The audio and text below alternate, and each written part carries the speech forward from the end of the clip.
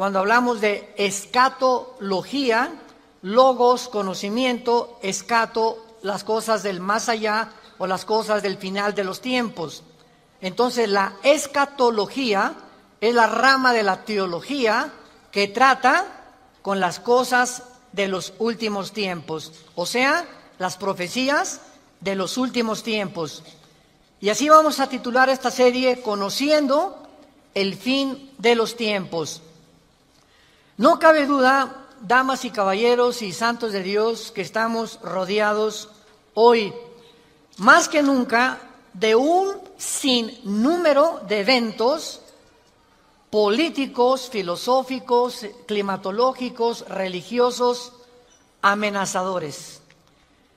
En el mundo siempre ha habido guerras, en el mundo siempre ha habido depravación sexual, degradación moral, siempre ha habido revoluciones, golpes de Estado, etcétera, etcétera, pero nunca todas estas situaciones u eventos habían convergido como en el momento en que nos encontramos actualmente.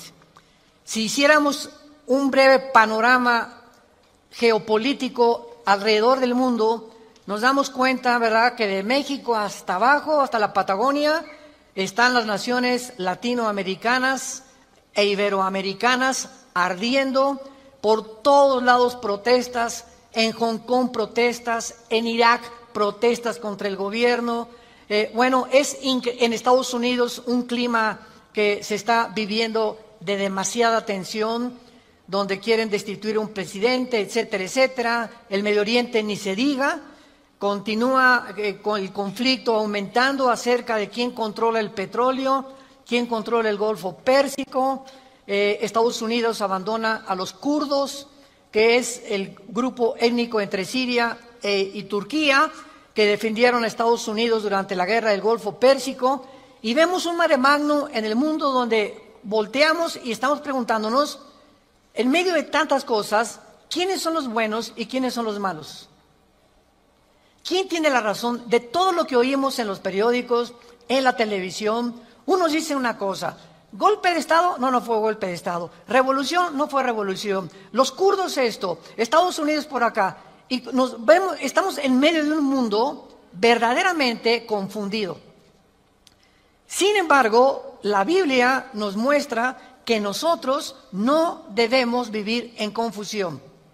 Ya cuando un cristiano dice, no sé quién tiene la razón, o creo yo porque los medios de comunicación, recuerden algo, ¿verdad? Los medios de comunicación, televisiones, radios, etcétera, etcétera, muchas veces tergiversan, las noticias de tal manera que llegan a manipularnos y hacernos creer lo que ellos creen.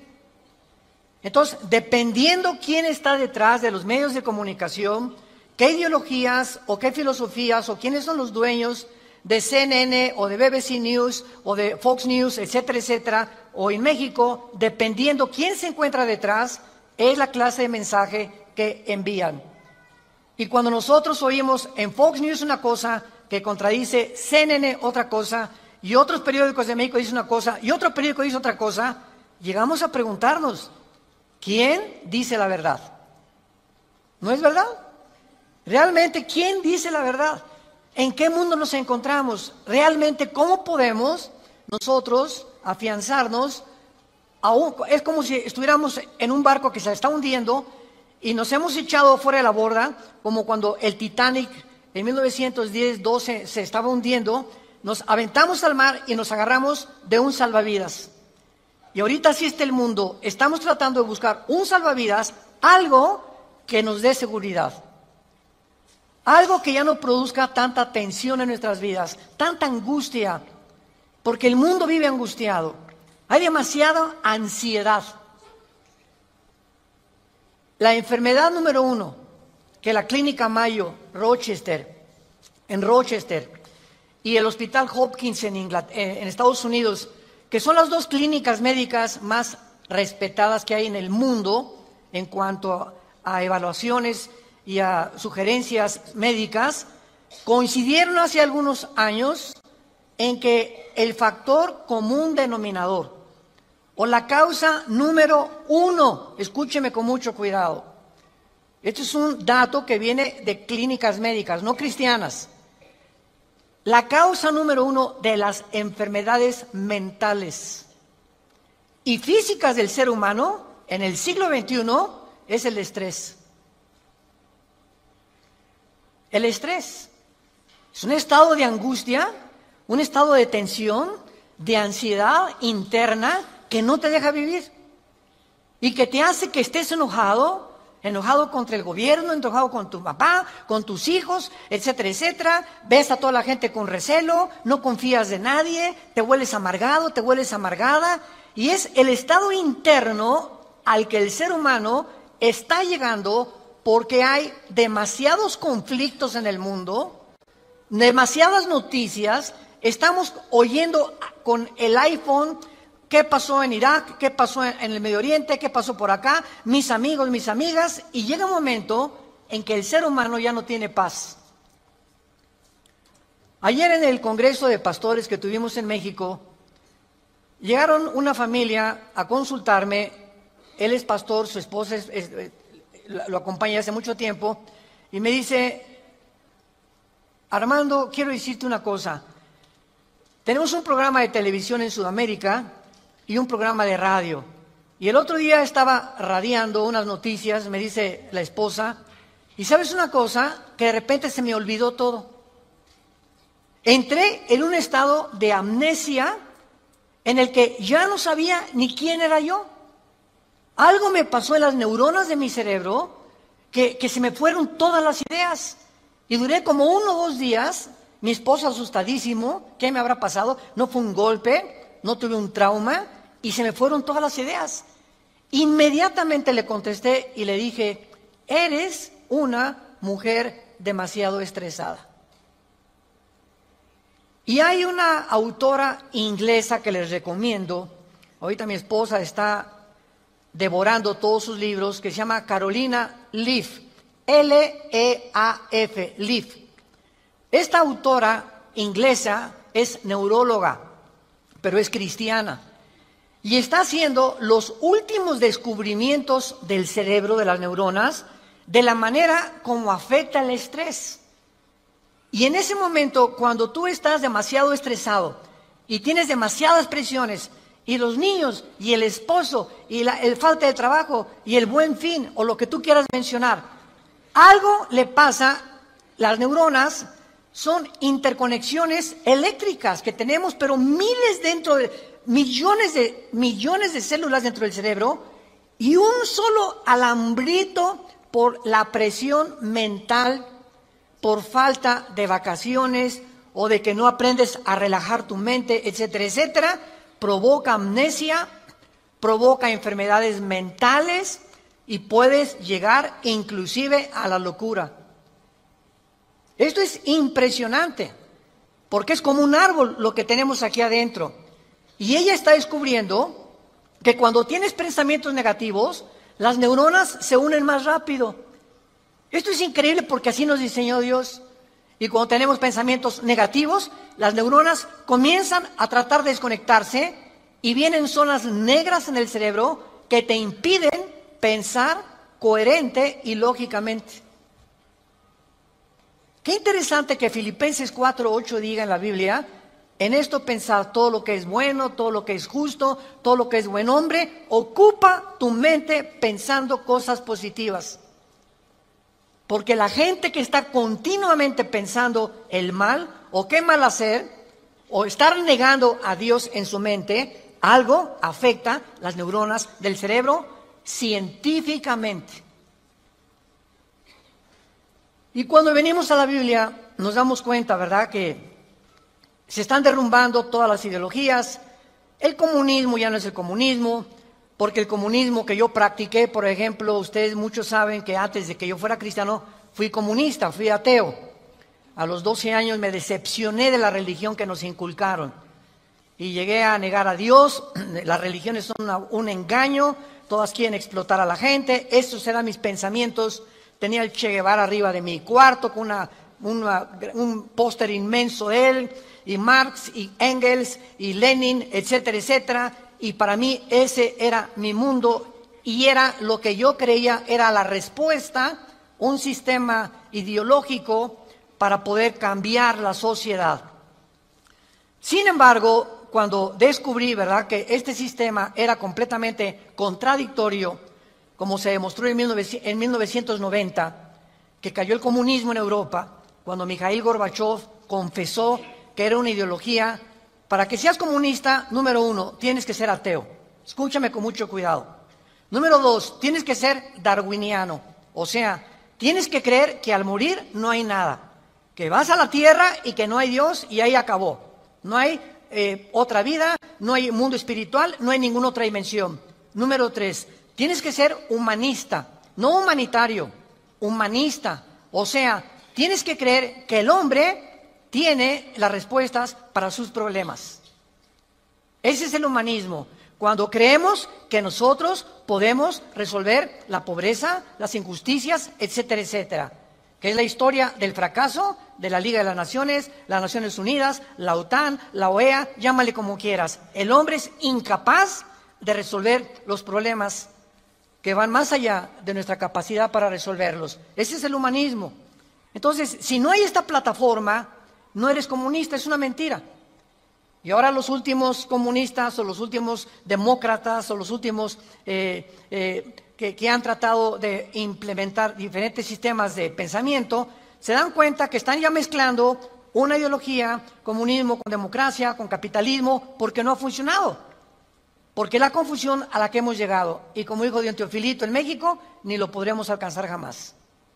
Porque no hay ningún sistema de gobierno perfecto.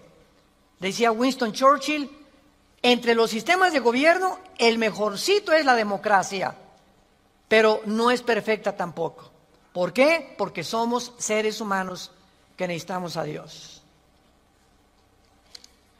Necesitamos a Dios.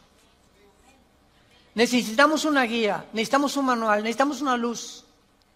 Y por eso el mundo está perdido completamente. Me decía el otro día un piloto que es vecino de la casa de ustedes, donde vivimos, de American Airlines, me decía: Armando, le digo, oye, cuando tú vas en el avión allá a 10,000 metros, 10 kilómetros arriba de la superficie de la Tierra, 33,000 pies, 35,000 pies, ¿cómo le haces para saber si no vas para acá, o no vas para acá, o vas subiendo, o vas bajando? Porque la cabina del piloto es pues muy poquita, nada más ve lo que está enfrente. Me dice: Armando, sería imposible que nosotros piloteáramos sin instrumentos. Los instrumentos nos muestran claramente la dirección que vamos a llevar, a qué altura estamos, etcétera, etcétera. Sin instrumentos, un capitán de un barco en medio del océano no sabría cuál es el norte, el sur o a dónde irse si no tuviera una brújula. Y así nosotros no sabemos a dónde ir si no tenemos instrumentos, si no tenemos un mapa que nos ha dejado Dios, que se llama las Sagradas Escrituras. Y haríamos bien en estar atentos a este libro como una antorcha que alumbra en lugar oscuro, hasta que el lucero de la mañana salga en nuestros corazones. Vamos pues a abordar este tema y esta serie, porque ante todos los eventos que está el mundo atravesando actualmente, que amenazan nuestra tranquilidad, nuestra familia, nuestro futuro, provocan ansiedad, angustia. ¿Qué pasa si pierdo el trabajo? ¿Qué pasa si el peso pierde más valor ante el dólar? Si cae el petróleo, si viene un gobierno en México, o si viene una guerra nuclear. Todas estas cosas producen ansiedad, producen incertidumbre, producen intranquilidad. Y Dios no quiere que vivamos así. Dios quiere que en medio de este mundo tengamos una esperanza, tengamos una seguridad de que las cosas van a mejorar. Que lo mejor de nosotros está por delante. Y que aunque el mundo sea cubierto de tinieblas, en nosotros debe haber luz. Porque somos la familia de Dios, que dio a su Hijo en una cruz hace 2000 años para que pudiéramos comprender el mensaje del Evangelio, de las buenas noticias, de la gracia de Dios en su Hijo Jesucristo. Podemos saber exactamente y este es el tema que vamos a abordar en toda esta serie. Podemos en la Biblia encontrar datos, información que nos digan en qué tiempo de la historia nos encontramos. ¿Podríamos realmente decir con seguridad nos encontramos a 10 años de que Cristo venga, o a 5 años de que Cristo venga, o nos encontramos al borde de un caos nuclear, o estamos en la orillita de la autodestrucción del ser humano? Esta información se encuentra en este libro, porque cuando comienzas a escudriñar este libro y nos comenzamos a ver que Dios nos comienza a despejar incógnitas y los velos negros que nos impiden ver hacia adelante comienzan a ser quitados por la luz del Espíritu de Dios, comenzamos a caminar con confianza en la vida. Si yo estoy en una cueva oscura, yo no sé si dar un paso por acá porque no veo, está tan oscuro que a lo mejor está ahí un murciélago o una roca o algo, pero si alguien me da una lámpara, ¿qué hace la lámpara? Inmediatamente me alumbra 4, 5, 10 metros hacia adelante, y con esa lámpara puedo caminar con confianza porque voy viendo dónde voy pisando. ¿Correcto? Bueno, así es exactamente en el mundo espiritual. El mundo ahorita no tiene lámpara, están así. ¿Será melón? ¿Será sandía? ¿Será, ya sabes quién?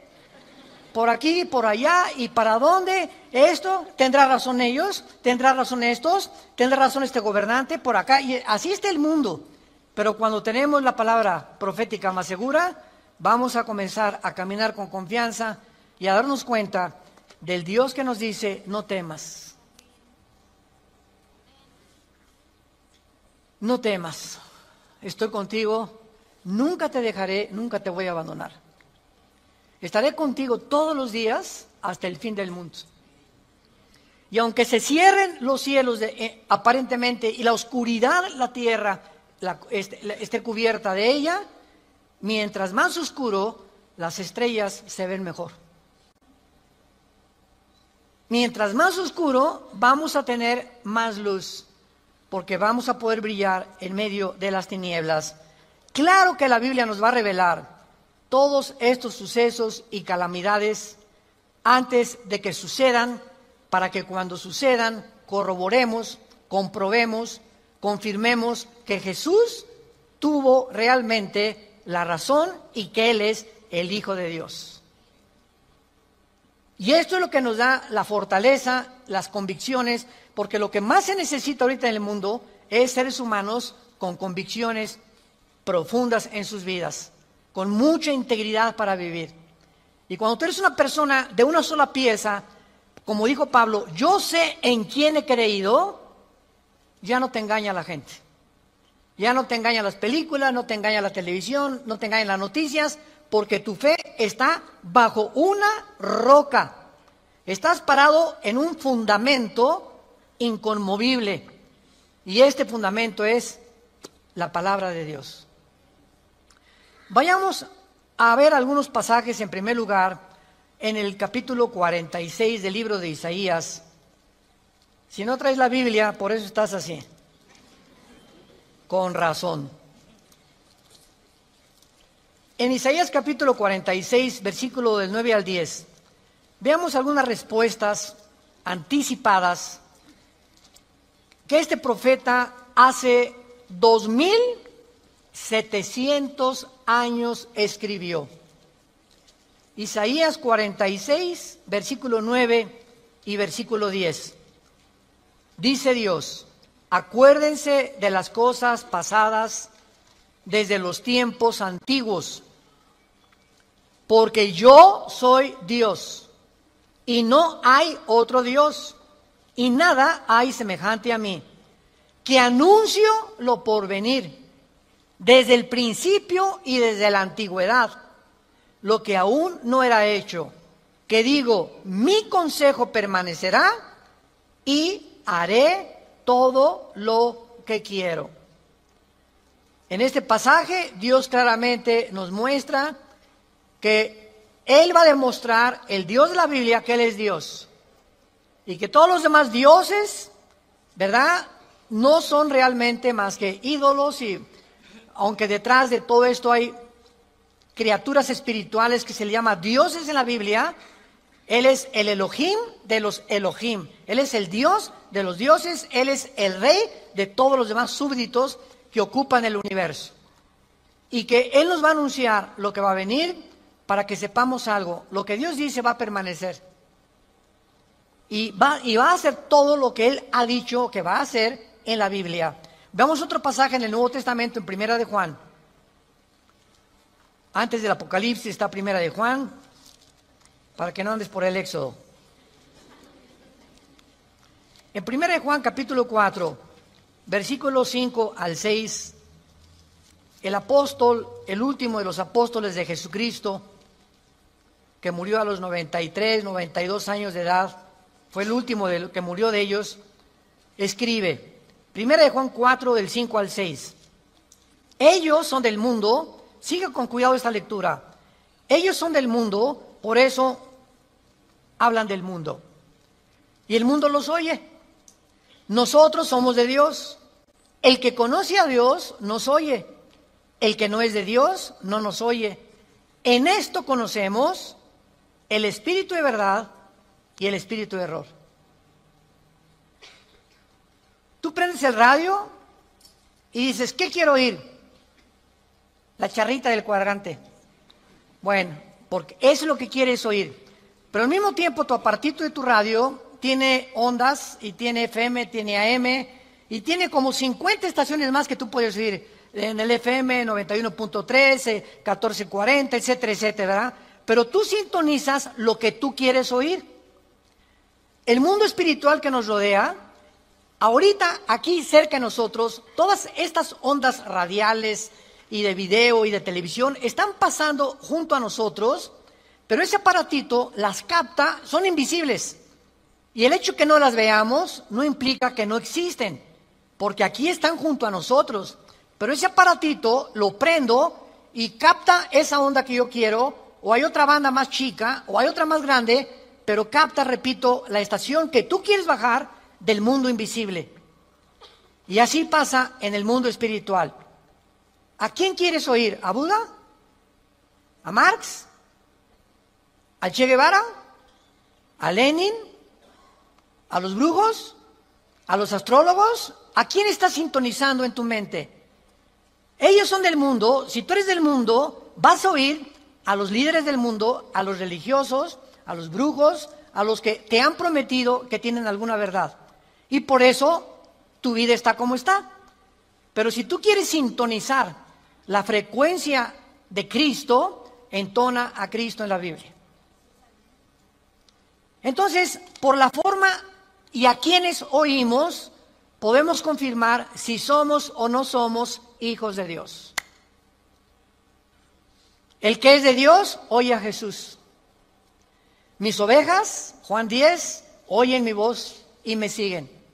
Y yo les doy la vida eterna. Y no oirán la voz del falso pastor.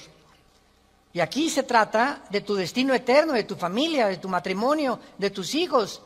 Tienes que aprender a discernir la voz de Jesús. En medio de tantas voces en la televisión, en los programas, en los radios, en libros que hay que nos rodean por todos lados, ¿a quién estás oyendo? ¿A quién estás leyendo? ¿Qué tipo de lectura tienes? ¿Qué tipo de actividades tienes para saber si tú eres y tienes el espíritu de verdad o tienes el espíritu de error? Muy bien. En la Biblia tenemos tres principales fuentes de información de las profecías bíblicas. Esto es bien importante. Hay tres fuentes de información en la Biblia que vamos rápidamente a verlas, que nos muestran la fase final de la historia humana en tres pasajes de la Biblia y que nos vienen realmente a confirmar en qué época nos encontramos. Estas tres son, en primer lugar, el Sermón del Monte de Jesús, que se encuentra en Mateo 24, Marcos 13 y Lucas 21. ¿Cuál es el Sermón del Monte? Cuando los discípulos se acercaron a Jesús dinos, ¿cuándo será la señal del fin del mundo? ¿Cuándo serán estas cosas y cuándo será la señal de que tú vas a regresar? Y ahí Cristo comienza a enumerar una serie de eventos y señales. Habrá guerras, falsos profetas, muchos van a ser engañados, pestes, terremotos, y será el principio de los dolores. La segunda fuente de información se encuentra en Primera de Tesalonicenses, capítulo 4, del 3 al capítulo 5, versículo 4. Esta revelación la compartió el apóstol Pablo de los últimos tiempos. Y la tercera revelación acerca de los últimos tiempos la encontramos en el libro del Apocalipsis, del capítulo 5 al capítulo 19.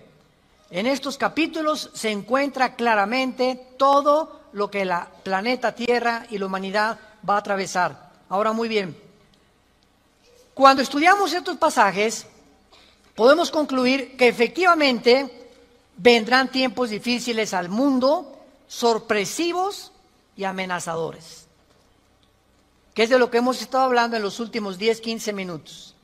Nadie puede negar que vivimos en un mundo conflictivo, amenazador, que ha llenado al mundo, a los seres humanos, de ansiedad, de intranquilidad, de falta de paz, de suicidios, de mejor me quito la vida, o me emborracho, o me drogo. ¿Por qué los jóvenes se drogan? Pues porque es una forma de evadir la realidad. La realidad para muchos jóvenes es tan negro y tan negro lo que se ve en el mundo que ya no quieren o no creen que pueden atravesar esa cortina oscura, no creen que hay una luz detrás y se enfrentan a un mundo que parece que se los está comiendo, tragando, y prefieren salir de este mundo.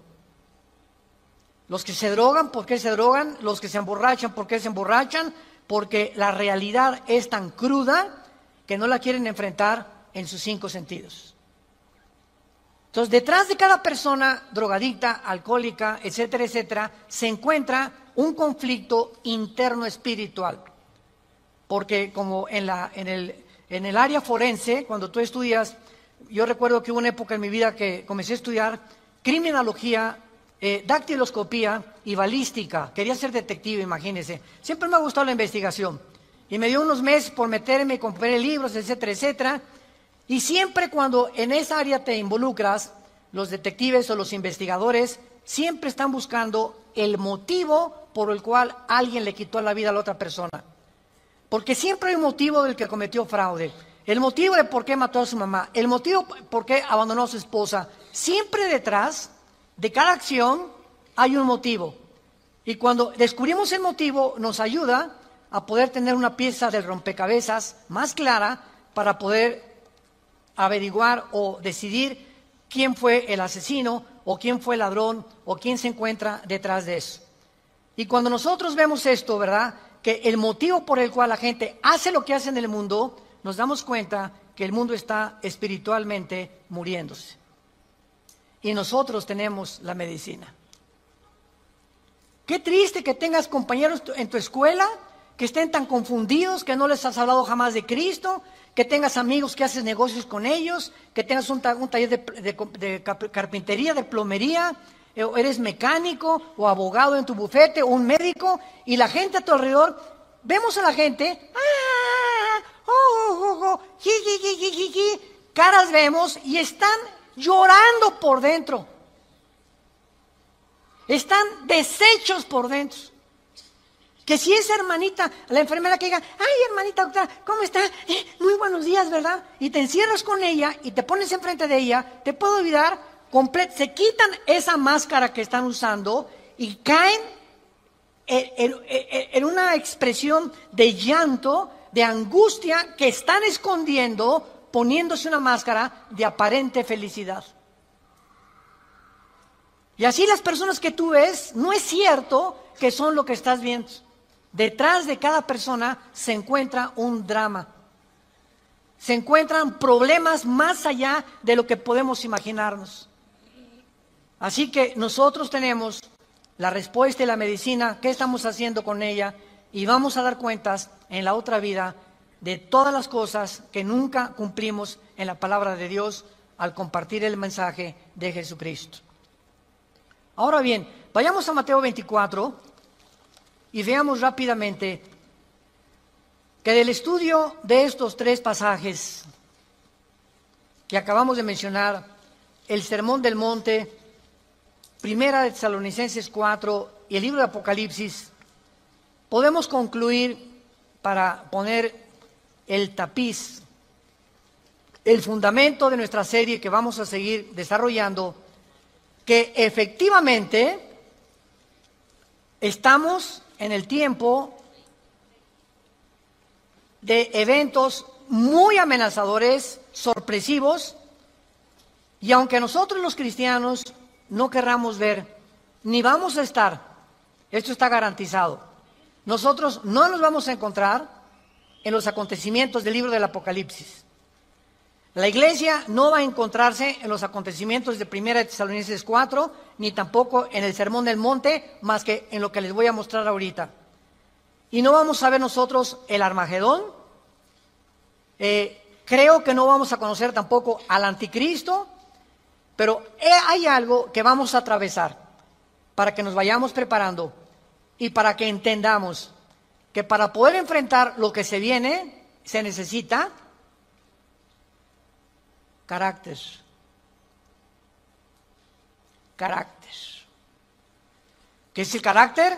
Es la formación interna que el Espíritu Santo nos quiere dar, donde estableces fundamentos y convicciones inconmovibles en tu vida. He decidido hacer esto, lo haces.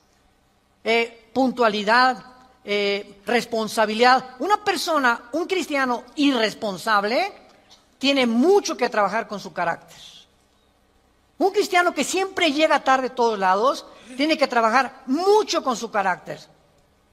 Decía hace algunos años, cuando Henry Ford hizo el primer carro modelo T, 1904, corría como 25 kilómetros por hora, su hijo Henry Ford II tomó la Ford Motor Company, la compañía de carros Ford en Estados Unidos, que fue la que más comenzó a vender carros a principios del siglo XX, y este hombre llegaba a la compañía de Ford y ponía al jefe de la planta, al jefe de la administración, al jefe de la supervisión, ponía a líderes en cada departamento.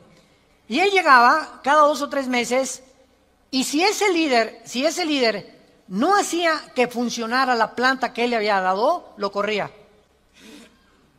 Dice, un líder, decía Henry Ford II, es la persona que hace que las cosas sucedan. Y si tú estás al frente de una responsabilidad y no cambias la situación, o no cambias la manera de pensar de los hombres o de tus soldados que tienes bajo tu responsabilidad, tú no eres líder. Entonces, qué importante es que la Biblia dice que todos nosotros debemos ser líderes. Y si somos líderes, tenemos que hacer cambiar las cosas de alguna manera. Vas a hacer cambiar a tu amigo, y vas a hacer cambiar a tu amiga, y vas a hacer cambiar a tus amigos de la escuela, hasta a tus maestros vas a confrontar algún día. Discúlpeme, maestro, con el respeto que se merece, no venimos del chango. La evolución es una teoría que está completamente destituida desde que descubrieron el ADN en 1954. Por favor, actualícese más, maestro. Entonces, cuando comenzamos a entender eso, es cuando comenzamos a comprender que este mundo, dice la Biblia, la mayoría serán engañados. Los mismos escogidos serán engañados, porque hay millones de cristianos sin carácter, flojos, irresponsables, impuntuales, sin falta de integridad. A nadie le hablan de Cristo, no comparten las buenas nuevas, no tienen convicciones profundas que los hacen ser gigantes, guerreros de Dios. Dice Mateo capítulo 24 en el Sermón del Monte el Señor Jesucristo, porque se acercan los discípulos para hacerle preguntas, versículo 3, Señor, dinos, vean las 3 preguntas que le hacen hace 2000 años. 1, ¿cuándo serán estas cosas? Querían saber el tiempo los discípulos. 2, ¿Qué señal habrá de tu venida? O sea, ¿habrá alguna señal que podamos percibir de que tú ya vienes al mundo? Y 3, ¿y hay alguna señal de que el mundo se va a acabar? De estas 3 preguntas, Cristo comienza a contestar algunas. Por ejemplo, la señal de su venida está hasta el versículo 29 y 30, cuando el sol se oscurecerá, la luna se pondrá, etcétera, etcétera, y esa es la señal de la venida de Cristo, que no vamos a estar aquí nosotros, porque primero es el arrebatamiento, y van a pasar 7 años de la tribulación, y viene Jesucristo en la segunda venida, y los que estén en la segunda venida, que se hayan convertido en la persecución del anticristo, van a saber que cuando vengan estas señales cósmicas en el cielo, Cristo aparecerá en las nubes junto con nosotros, porque regresaremos con Él. Pero lo que me interesa compartirles es el versículo 6 en adelante, que es lo que nos atañe a la generación que estamos viviendo. Oirán de guerras y rumores de guerras. Miren que no se turben, porque es necesario que todo esto acontezca, pero aún no es el fin. Porque se levantará nación contra nación y reino contra reino, y habrá pestes y hambres y terremotos en diferentes lugares. Muy bien, si leemos solamente el versículo 6, oirán de guerras y rumores de guerras, toda la historia han sido estos, ¿no es verdad? Desde que Caín asesinó a Abel, que Caín asesinó a su hermano Abel, toda la historia, de acuerdo, lo quieres apuntar, al Instituto para la Investigación para la Paz, en Suecia, Estocolmo, dictaminaron que de los 6,000 años aproximadamente de historia que tenemos, de 6,000 años, solamente ha habido 25 años de paz. La historia humana es una historia de guerras, guerras, guerras, guerras, guerras, guerras. En 6,000 años, 25 años de paz. O sea, siempre ha habido conflictos, revoluciones, golpes de Estado. Es la historia de nosotros. Pero entonces ahí podríamos quedar confundidos. Oye, Señor, ¿de qué estás hablando? Siempre ha habido guerras. Versículo 7, Él lo explica. Porque se levantará nación contra nación y reino contra reino. Esto, una guerra mundial, una guerra de carácter internacional, donde se involucraron 3 o 4 naciones contra 3 o 4 o 5 naciones, nunca sucedió hasta 1910, la Primera Guerra Mundial. Ahí fue la primera vez en la historia que sucede una guerra de carácter internacional a través de toda la historia. Y casi 30 años después, la Segunda Guerra Mundial. Entonces, con esto nos situamos nosotros en una plataforma bastante sólida y podemos entender que cuando Jesús dice, se levantará nación contra nación y reino contra reino, y habrá pestes, porque las guerras producen pestes, plagas, ¿verdad? Enfermedades, calenturas, hambres, terremotos.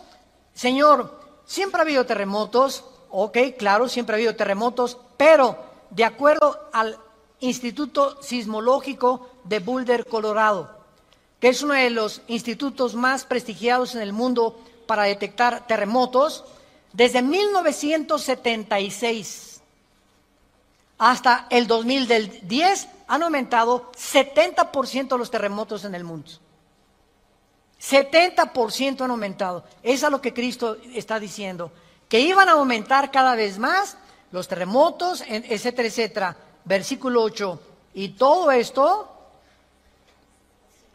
aquí es donde nos encontramos ahorita, nos encontramos en el principio de los dolores. Nos encontramos en un mundo donde el matrimonio ya está dejando de existir. En un mundo donde el ser humano está contagiado e infectado filosófica, religiosa, política, económicamente. Unos voltean por acá, ¿dónde estará la solución? Voltean a sus ídolos, otros consultan muertos, otros consultan espíritus, otros, etcétera, etcétera. Es impresionante a donde el mundo se encuentra actualmente. Impresionante. Y esto es precisamente lo que Jesucristo nos quería decir para que estemos preparados. Ahora, muy bien, Después de estos principios de dolores, nos vamos. Adiós, mundo cruel. Adiós, mi perro fido, adiós, adiós, mundo cruel. Ya nunca te veré. Después de este principio de dolores, van a aumentar, imaginémonos, van a aumentar las catástrofes en el mundo y los terremotos y las plagas y las pestes y la confusión, que va a estar el mundo en un estado tan grande de confusión que va a pavimentar el camino para que se levante un hombre en el Medio Oriente que la Biblia le llama la bestia. De todos los animales que el Espíritu Santo buscó, las hienas, los leopardos, los osos, los leones depredadores, no encontró el Espíritu Santo un hombre, un adjetivo para designar a este hombre, y por eso simplemente la Biblia le llama una bestia, un depredador, cruel, sanguinario, y su otro nombre es el anticristo. Todos los dictadores, síganme con cuidado, de la historia, todos han surgido de un mundo caótico. El caldo de cultivo para producir un dictador es que la situación se encuentre aparentemente sin solución. Corrupción, oscuridad, etcétera, etcétera. Y en medio de esto surgen hombres prometiendo mejorar las cosas. Hitler entró democráticamente. Stalin entró democráticamente.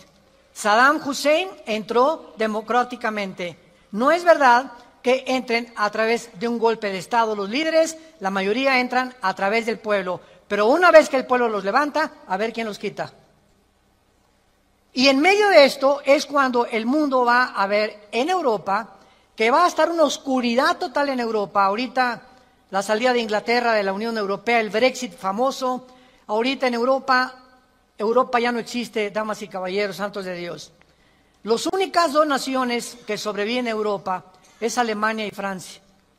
España, Portugal, Grecia e Italia están hundidas económicamente, sin dinero para poder levantarse. Y no hay ninguna esperanza para estas naciones. Había el Fondo Monetario Internacional que lo estaba manejando Alemania, se les acabó el dinero ya.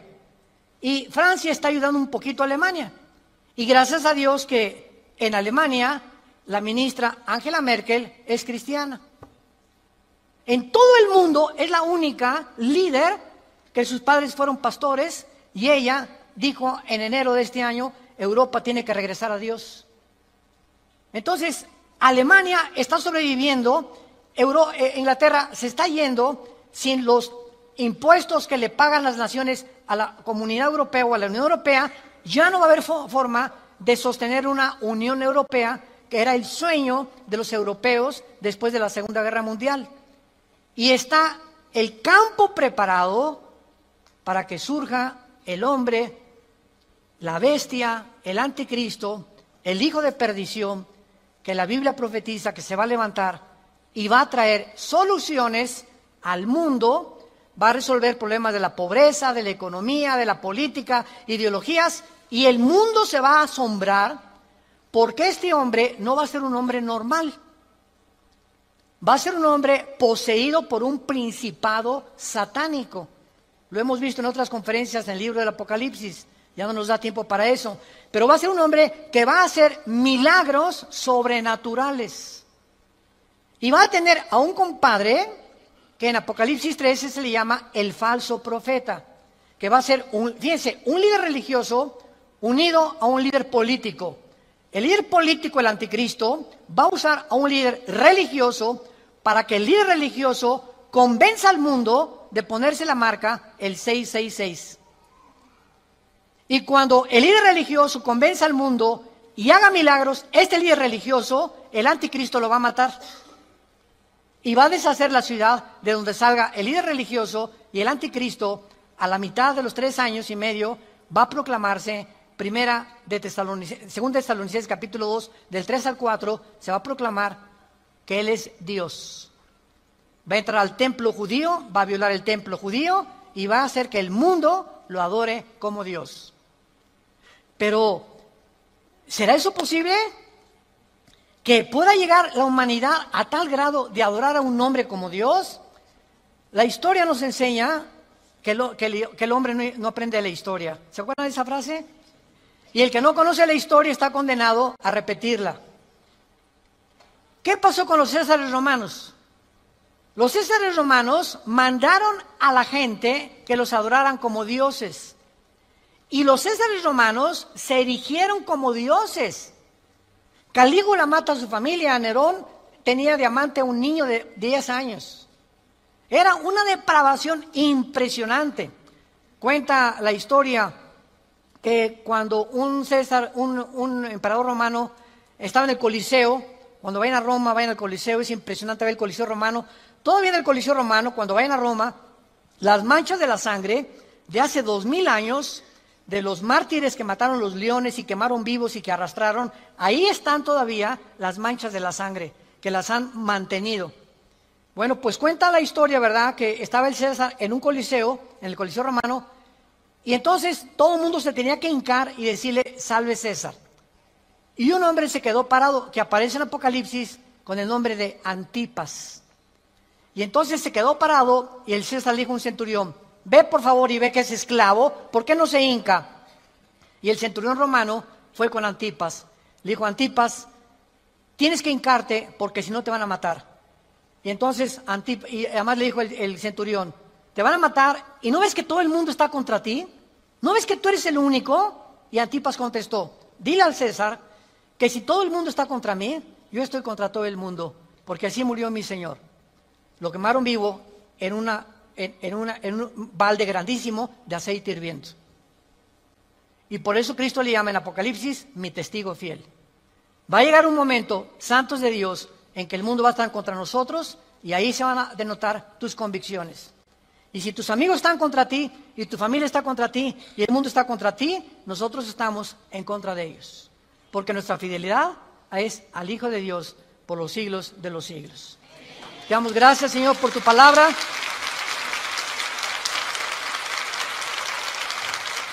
Bendito sea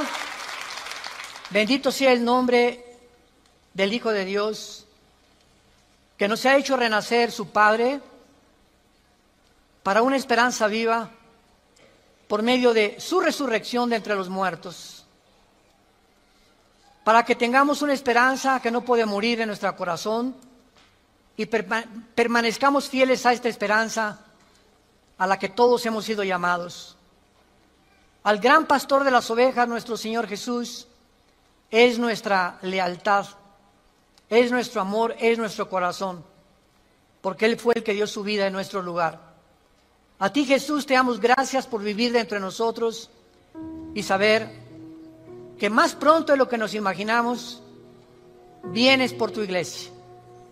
Vienes por aquellos que han sido fieles hasta la muerte, que han mantenido firmes sus convicciones en medio de un mundo confundido, donde estos hijos e hijas tuyas han permanecido inconmovibles en la fe, aferrados a la roca, a la palabra de vida, que es la que nos ha dado la vida eterna. Te damos gracias, Señor, porque sigues llamando al mundo al arrepentimiento, a que se vuelvan a ti. No somos dioses, somos seres humanos, agentes morales, débiles, vulnerables, irresponsables de todas nuestras acciones, pensamientos y palabras. Y daremos cuenta algún día, después de nuestra muerte, de todo lo que hicimos mientras estábamos en este cuerpo que es temporal.